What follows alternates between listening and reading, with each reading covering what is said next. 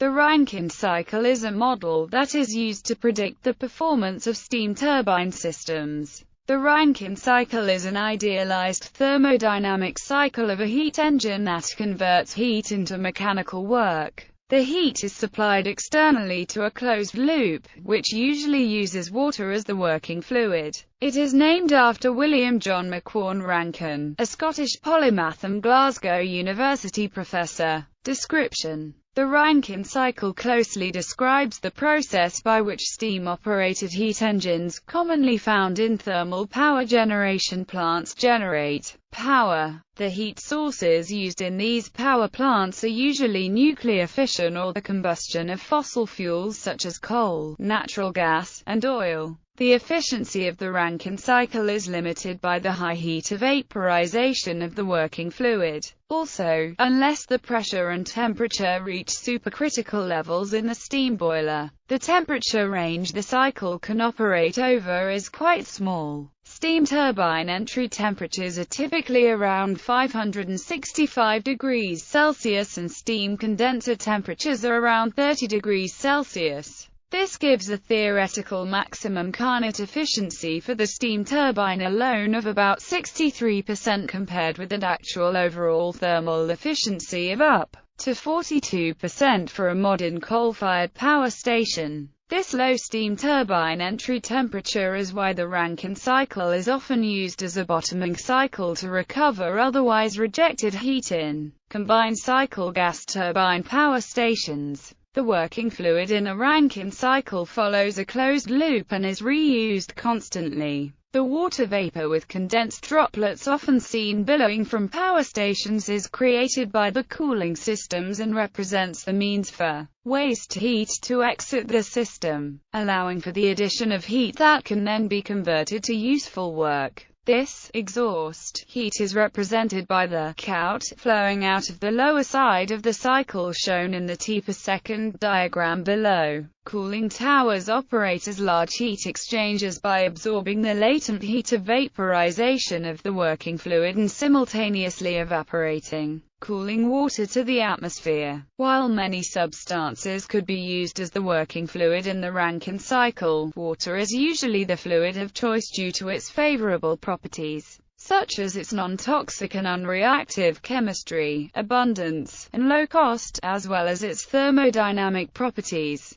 By condensing the working steam vapor to a liquid, the pressure at the turbine outlet is lowered and the energy required by the feed pump consumes only 1% to 3% of the turbine output power, and these factors contribute to a higher efficiency for the cycle. The benefit of this is offset by the low temperatures of steam admitted to the turbine. Gas turbines, for instance, have turbine entry temperatures approaching 1,500 degrees Celsius. However, the thermal efficiencies of actual large steam power stations and large modern gas turbine stations are similar. The four processes in the Rankine cycle. There are four processes in the Rankine cycle. These states are identified by numbers in the above TS diagram. Process 1 to 2. The working fluid is pumped from low to high pressure. As the fluid is a liquid at this stage, the pump requires little input energy. Process 2 to 3. The high-pressure liquid enters a boiler where it is heated at constant pressure by an external heat source to become a dry saturated vapor. The input energy required can be easily calculated graphically, using an enthalpy-entropy chart, or numerically, using steam tables. Process 3 to 4. The dry saturated vapor expands through a turbine, generating power. This decreases the temperature and pressure of the vapor, and some condensation may occur. The output in this process can be easily calculated using the chart or tables noted above.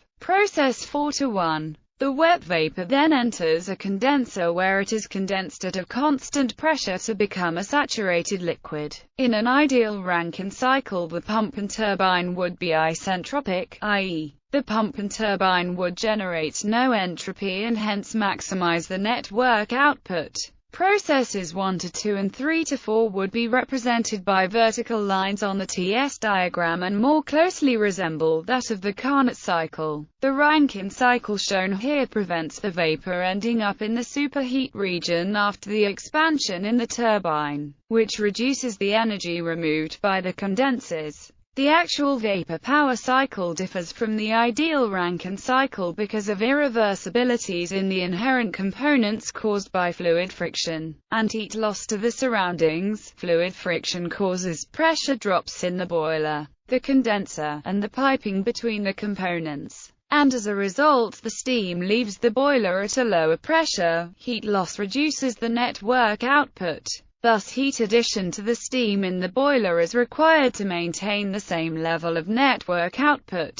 Variables. Equations. In general, the efficiency of a simple Rankine cycle can be written as: each of the next four equations is derived from the energy and mass balance for a control volume. Defines the thermodynamic efficiency of the cycle as the ratio of net power output to heat input. As the work required by the pump is often around 1% of the turbine work output, it can be simplified. When dealing with the efficiencies of the turbines and pumps, an adjustment to the work terms must be made. Real Rankine cycle. In a real power plant cycle, the compression by the pump and the expansion in the turbine are not isentropic. In other words, these processes are non-reversible and entropy is increased during the two processes. This somewhat increases the power required by the pump and decreases the power generated by the turbine. In particular, the efficiency of the steam turbine will be limited by water droplet formation. As the water condenses, water droplets hit the turbine blades at high speed, causing pitting and erosion, gradually decreasing the life of turbine blades and efficiency of the turbine. The easiest way to overcome this problem is by superheating the steam. On the TS diagram above, state 3 is above a two-phase region of steam and water, so after expansion the steam will be very wet.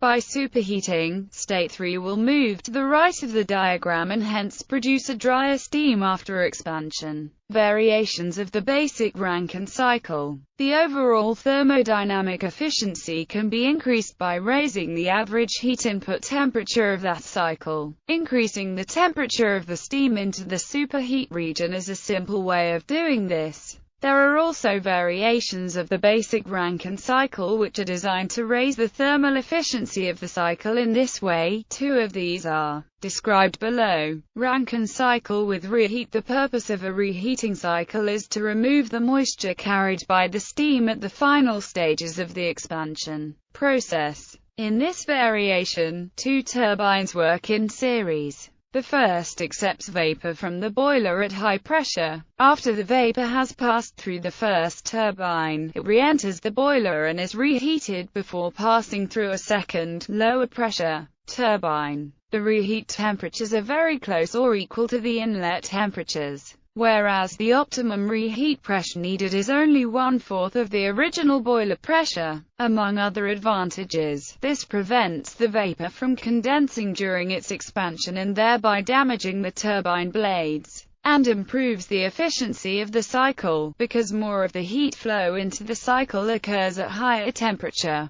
The reheat cycle was first introduced in the 1920s, but was not operational for long due to technical difficulties. In the 1940s, it was reintroduced with the increasing manufacture of high-pressure boilers, and eventually double reheating was introduced in the 1950s. The idea behind double reheating is to increase the average temperature. It was observed that more than two stages of reheating are unnecessary, since the next stage increases the cycle efficiency only half as much as the preceding stage. Today, double reheating is commonly used in power plants that operate under supercritical pressure. Regenerative Rankine cycle. The regenerative Rankine cycle is so named because after emerging from the condenser, the working fluid is heated by steam tapped from the hot portion of the cycle. On the diagram shown, the fluid at 2 is mixed with the fluid at 4 to end up with the saturated liquid at 7. This is called direct contact heating.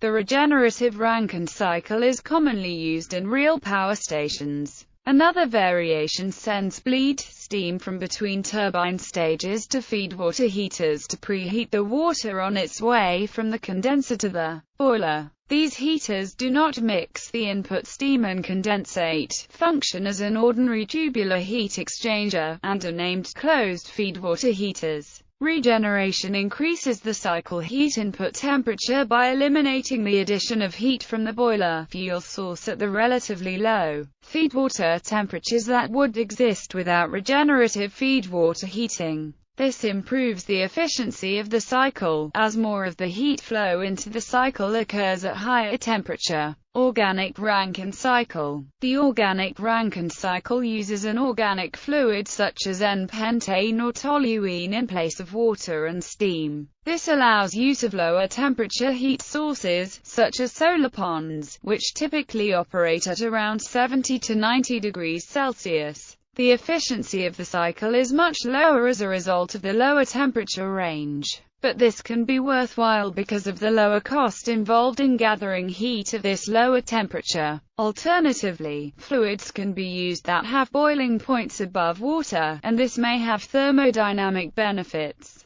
See, for example, mercury vapor turbine. The Rankine cycle does not restrict the working fluid in its definition, so the name organic cycle is simply a marketing concept, and the cycle should not be regarded as a separate thermodynamic cycle. Supercritical Rankine cycle. The Rankine cycle applied using a supercritical fluid combines the concepts of heat regeneration and supercritical Rankine cycle into a unified process called the regenerative supercritical cycle. It is optimized for temperature sources 125 to 450 degrees Celsius.